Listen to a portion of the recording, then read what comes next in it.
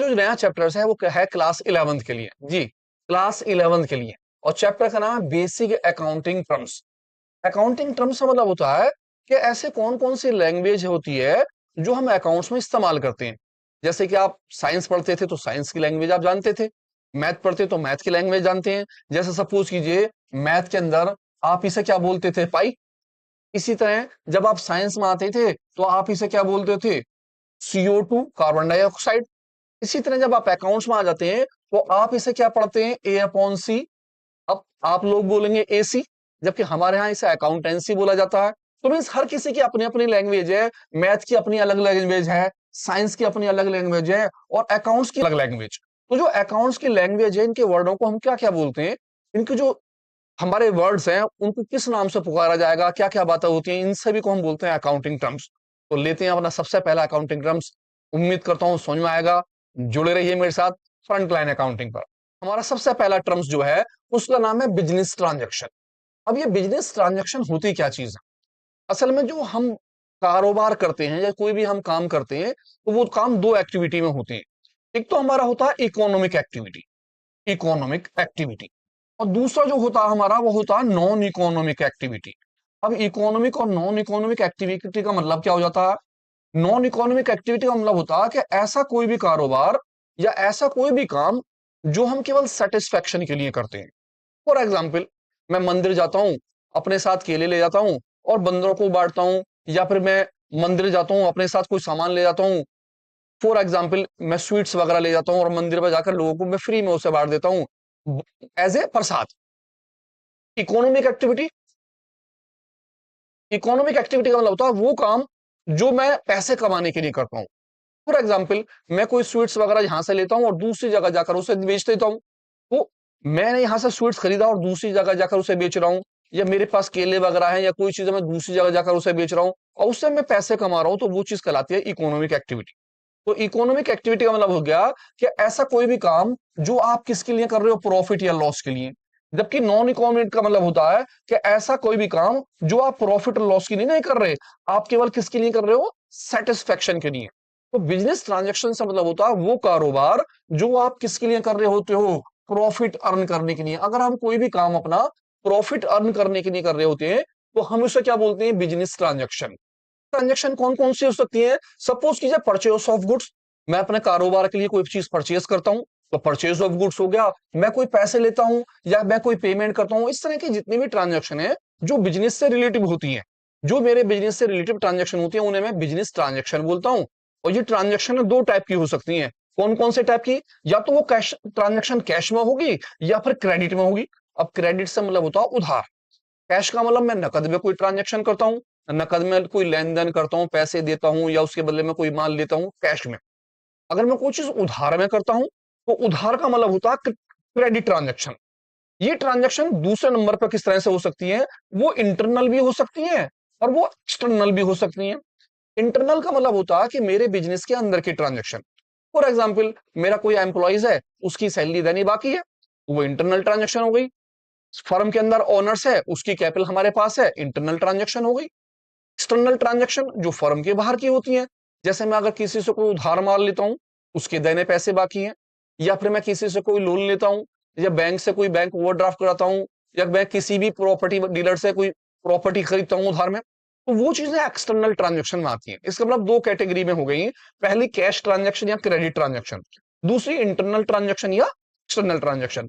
Business transaction से मतलब वो ट्रांजेक्शन जो केवल मेरे गुड्स से रिलेटिव यानी मेरे बिजनेस से रिलेटिव होती है, मैं उन ट्रांजेक्शनों को बिजनेस ट्रांजेक्शन बोलता हूं। ठीक, सेकंड पॉइंट पर आते हैं। सेकंड पॉइंट, हमारा सेकंड पॉइंट जो है वो है अकाउंट्स। अब अकाउंट्स का मतलब क्या होगा, अकाउंट्स एक पर्टिकुलर हेड होता है। फॉर एग्जाम्पल, मैं अपने बिजनेस के लिए कोई भी चीज परचेज करता हूं या सेल करता हूं या मैं खर्चे करता हूं, तो हो सकता है मैंने परचेज करी और मैं जब परचेज करता हूं तो मैं किसी एक आदमी से परचेज नहीं करता। मेरे एक आदमी का नाम है रामा, दूसरे आदमी का नाम है मोहन, और एक मेरा तीसरा आदमी जो है उसका नाम क्या है, सोहन। इस तरह से मेरे तीन आदमी हैं जिनसे मैं परचेज करता हूं। तो मैं इन आदमियों के इंडिविजुअल अकाउंट्स, मैंने पहला अकाउंट्स बनाया किसका, रामा का। तो रामा के बारे में जितनी भी सारी परचेज करी जाएगी या उसकी जितने भी लेन देन होंगे, चाहे मैं पैसे लूं या मैं पैसे दूं। सपोज कीजिए मैंने परचेस करा 10,000 रुपए का और परचेस के बदले में कुछ मैंने पैसे दे दिए, तो जितनी भी ट्रांजेक्शन, चाहे वो रिसीव की हो, चाहे वो किस चीज की हो, पेमेंट की हो, ऑल ट्रांजेक्शन जितनी भी होंगी वो सारी इनके अकाउंट्स के अंदर यानी कि उनके एक पर्टिकुलर हेड में लिखी जाएंगी। हम उसे बोलते हैं अकाउंट्स। इसी तरह जब मैं किसकी ट्रांजेक्शन को मोहन की, तो मोहन के लिए एक सेपरेट अकाउंट बनाऊंगा, यानी उसके लिए एक सेपरेट पेज होगा और उसकी सारी इंफॉर्मेशन मोहन के अकाउंट में बनाऊंगा। फिर उसके बाद अगर मैं सपोज कीजिए तीसरे वाले की किसकी बनाता हूं, सोहन की, तो सोहन की सारी ट्रांजेक्शन सोहन के अकाउंट्स में बनाऊंगा। तो अकाउंट्स का मतलब होता है हो गया एक पर्टिकुलर हेड, एक पर्टिकुलर पेज। वो पेज जिस पर उस कंपनी से या उस फर्म से या उस आदमी से रिलेटिव सारी बातें लिखी जाती हैं, उसे हम अकाउंट्स बोलते हैं। नेक्स्ट, हमारा नेक्स्ट पॉइंट जो है वो है प्रोपराइटर। अब प्रोपराइटर क्या होता है? प्रोपराइटर से मतलब होता है कि वो आदमी जो सारा पैसा बिजनेस में इन्वेस्ट कर रहा होता है, यानी कि ओनर, जिसका पूरा का पूरा पैसा बिजनेस में लगा हुआ है और जितना भी प्रॉफिट हो रहा है वो अकेला ले रहा है, जितना भी लॉस हो रहा है सारा उसे कवर हो रहा है, जितने भी खर्चे हैं वो पे करता है, जितनी भी इनकम होती है उसे मिलती है। मींस वो इंडिविजुअल आदमी जो अपना पैसा बिजनेस में लगाता है और उसके बदले में सारा का सारा रिस्क उसी का होता है, हम उसे क्या बोलते हैं? प्रोपराइटर। प्रोपराइटर या ओनर्स का एक ही मतलब हो जाता है, सोल प्रोपराइटर भी इसे कहते हैं। नेक्स्ट, नेक्स्ट हमारा नाम है कैपिटल। अब ये कैपिटल क्या चीज होती है? कैपिटल का मतलब होता है ओनर, जो मालिक जो होता है, जितना भी पैसा अपना फर्म के अंदर इन्वेस्ट कर रहा होता है, ओनर जितना पैसा अपना फर्म में लगा रहा है। फॉर एग्जाम्पल, मैंने ये सोचा कि मैं अपना एक कारोबार करता हूं और मैंने 10 लाख रुपए से एक बिजनेस स्टार्ट कर दिया, तो ये जो मैंने 10 लाख रुपए बिजनेस में लगाए वो चीज मेरी क्या कहलाएगी? कैपिटल। ओनर का मतलब प्रोपराइटर, अभी हमने पीछे पढ़ा प्रोपराइटर। प्रोपराइटर का मतलब है मालिक। कैपिटल का मतलब है वो कितना पैसा बिजनेस में क्या कर रहा है? लगा रहा है। जितना पैसा वो बिजनेस में लगाता है उसे हम क्या बोलते हैं? Capital. Capital, amount invest by the owner in the firm know as capital. जितना भी पैसा वो बिजनेस में लगा रहा होता है उस पैसे को हम कैपिटल कहते हैं। अब जरूरी नहीं है वो रुपए लगाए, उसके पास अगर रुपए है तो वो रुपए भी लगा सकता है, अगर उसके पास क्या है, गुड्स, तो वो गुड्स भी लगा सकता है। कभी कभी क्या होता है, सपोज कीजिए मैं एक टीचर हूं, मैंने सोचा हम किताबों का कारोबार करते हैं, तो मेरे पास बहुत सारी किताबें थी अपनी सैंपल में आई भी है, जैसे भी आई भी, तो मैंने सोचा कि इन किताबों को भी बिजनेस में लगा लेते हैं, कुछ नई किताब खरीद लेते हैं। फॉर एग्जाम्पल मेरे पास 10 किताबें थी, तो मैंने 10 तो बुक्स अपनी वाली ले ली, 50 बुक्स में बाजार से खरीद कर आ गया, जो मैंने कैश में ली। तो इस तरह से टोटल बुक्स मेरे पास कितनी हो गई? 60। मैंने 60 बुक्स बिजनेस में लगा दी, तो 60 बुक्स की कीमत जो थी वो 100 रुपीज से कितने रुपए की बैठ गई? 6,000 की। तो इसका मतलब है मैंने फर्म में जो अपनी कैपिटल लगाई वो कितनी लगाई? 6,000। तो 6,000 कैपिटल हो गई। अब आप ये कह सकते हो कि कैपिटल का मतलब है आप रुपए भी लगा सकते हो और आप गुड्स भी लगा सकते हो या और अदर कोई भी चीज। कैपिटल का मतलब वो अमाउंट जो ओनर अपने बिजनेस में लगाता है, हम उसे कैपिटल बोलते हैं। Next, drawings.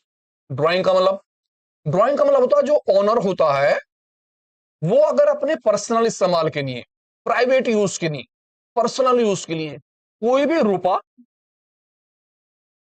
या कोई भी गुड्स अगर वो अपनी फर्म से क्या निकाल रहा है? माल, तो वो अमाउंट ड्राइंग्स कहलाती है। फॉर एग्जाम्पल एक हलवाई की शॉप है, अपने बुक्स ऑफ अकाउंट्स वो बनाता है, बहुत सारी स्वीट्स उसके यहां बनी हुई है, उसके यहां कोई मेहमान आ जाता है, तो अब ये तो नहीं है कि मेहमान आएगा तो वो हलवाई अपने मेहमानों के लिए स्वीट्स कहीं और से लाएगा।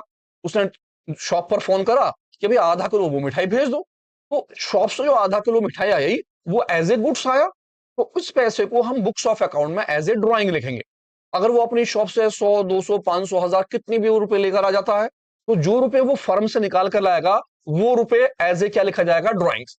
यानी ड्रॉइंग का मतलब ये हो गया कि कोई भी ओनर यानी कि प्रोपराइटर यानी कि मालिक अपने डोमेस्टिक पर्पस के लिए कोई भी रुपए निकाले या कोई भी गुड्स वो अगर निकालता है तो उस चीज को हम क्या बोलते हैं? ड्रॉइंग्स बोलते हैं।